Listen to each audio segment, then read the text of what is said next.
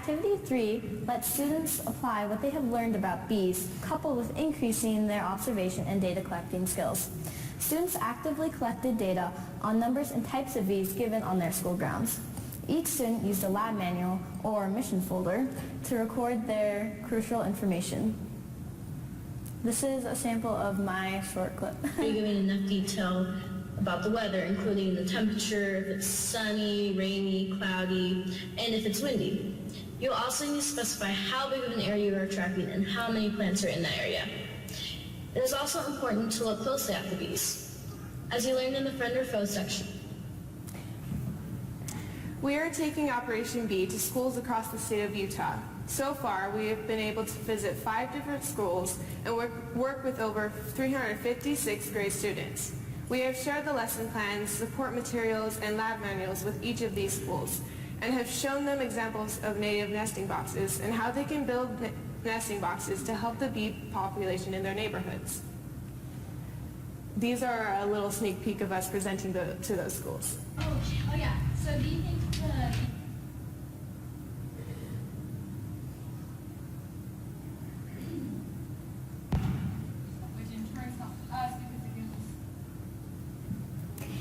It was really fun, but kind of crazy too. We had groups as large as 60 students at a time meeting with us. We started our visit by giving each student a survey. Okay. It would look pretty familiar to those of you that completed the online form we had available to you earlier today. We gave the survey to the students to help us gauge what they already knew about bees before they started our project. We wanted you to have a little taste of the Operation Bee experience.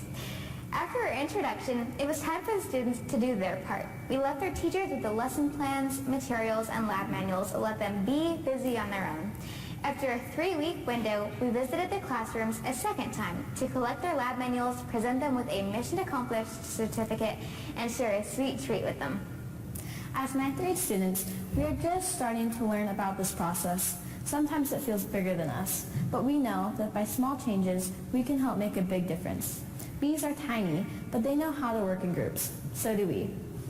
Bees travel over distances to pollinate and help things grow and multiply. So can we. Another characteristic of bees is that they share. Really, that is their job. They are sharing pollen. That is what they do.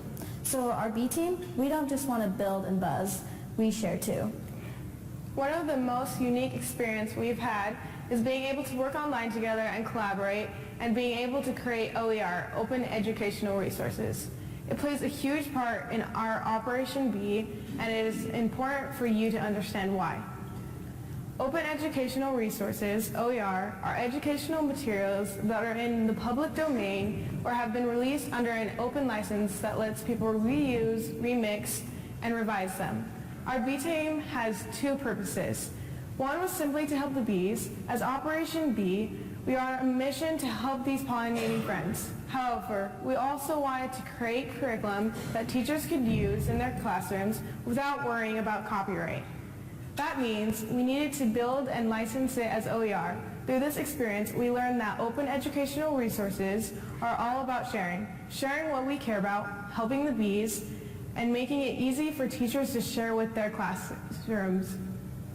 Because we built and licensed our Operation Bee curriculum as OER, Open Educational Resources, we can do magic. Because we can give something away without it being given away.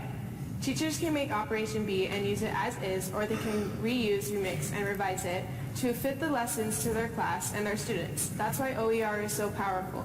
Here's how we started the OER process.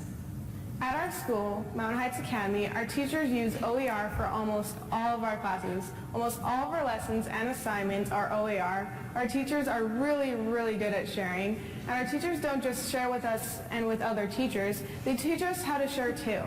We get opportunities to co-create OER content for some of our classes. One of my first experiences with building OER was when I was in the 7th grade. The end of year test was coming up and my science teacher was getting pretty creative in how to help us review and prepare for the test. One of our assignments was to create review notes and activities for the units. Here is one of the review pages that I created when I was 12 years old that is still being used in the class even now. I didn't just learn in 7th grade science. I actually got to create and build too, and that was truly amazing. When we started Operation B, it was pretty obvious that we were going to build it with OER. Because of that, there were some important things to consider as we worked on it. Our school teaches us about the proper use of shared material. We've learned to cite our sources, make sure the information listed was correct, check several different sites to double check that everything matched up. It was a lot of work, but it definitely pays off in the end. For Operation B, we knew we needed lots of pictures for our lesson plans. We aren't professional photographers, and we definitely don't know about every bee there is out there, but we do know of people who have. At least we know of them. We spent a lot of time looking online for bee images that were Creative Commons licensed. These are pictures that the photographer has specifically licensed for sharing and reuse. We learned how to use the images the right way by using proper attributions and acknowledging the photographer's work. It's a tribute. Attributing. Get it? OER may mean free to share, but it doesn't mean you ignore who created the content to begin with. Giving people credit for the work they have done is always the right thing to do. OER isn't just about free stuff. It is about giving people shout-outs and virtual high fives. And it is also about people hopefully sharing back, because that's our next step as Operation B. We have started the process of teaching students in our state about bees, and now we have over 350 students working together to collect data that they will share back with us. We have just started the process of compiling this data, and we'll be adding it to it as more students and schools participate in Operation B. We will be able to track bee activity in Utah as we collect pollinator numbers and types in different parts of the state. We realized that to get a good idea of bee population, this data will be needed to be collected over many years. That's why our content is OER, and our data will be OER. Teachers can use Operation B across the country and expand this mission to help over our pollinating friends. After all, they are in charge of over 1/3 of our agricultural produce. We are both collecting and sharing our open data on our website, operationb.weebly.com. Now that you have heard what our mission is, we want you to invite each of you to go back to your state and implement Operation B in at least one elementary school. We have given you everything you need to get started. Although specifically written for 6th grade students, the slide presentation was recently used with a class of kindergarten students. So the possibilities for adaptation are endless, especially since the lessons are Creative Commons licensed and teachers can remix and revise as they need to. In your bag, you will also find a packet of seeds.